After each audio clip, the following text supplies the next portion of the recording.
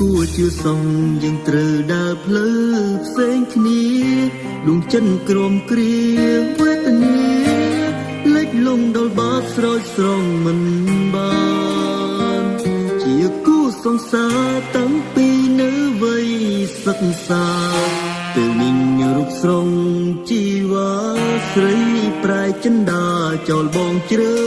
គេគេឆាឆាយឡានវិលឡា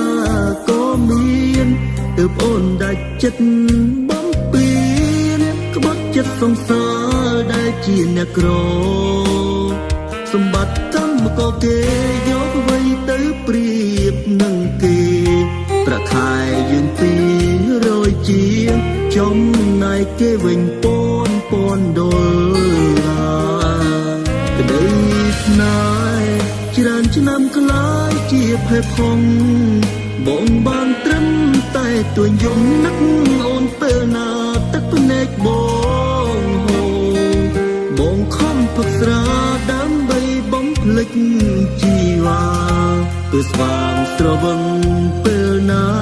អារម្មណ៍ឈឺផ្សានឹកអូនទ្វេដងបងមិននឹកស្មានត្រលឹងហ៊ានធ្វើដល់ម្លឹងអនុស្សាវរីយ៍ច្រើនឆ្នាំអូនអាចបំភ្លេចដោយគ្មានអាល័យសង្ឃឹមថាអូនបានសុំពេលមាននាងថ្មីទទួលពីងជូនពរផងពីមនុស្សប្រុសម្នាក់ដែលអូនក្បត់ចិត្ត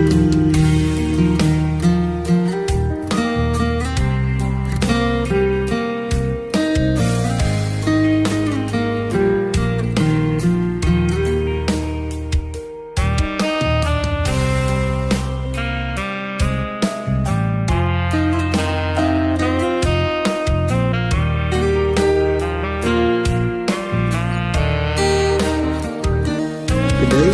ស្នេហ៍ច្រើនឆ្នាំក្លាយជាភ័យផងបងបានត្រឹមតែទួញយំនឹកអូនពេលណាទឹកភ្នែកបងហូរបងខំផឹកស្រាដើម្បីបំភ្លេចជីវ៉ាពេលស្វាងស្រវឹងពេលណាអា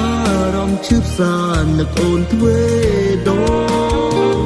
បងមិននឹកស្មានត្រលឹងហ៊ានធ្វើដល់ម្លឹងអនុស្សាវរីយ៍ច្រើនឆ្នាំអូនអាចបំភ្លេចដោយគ្មានអា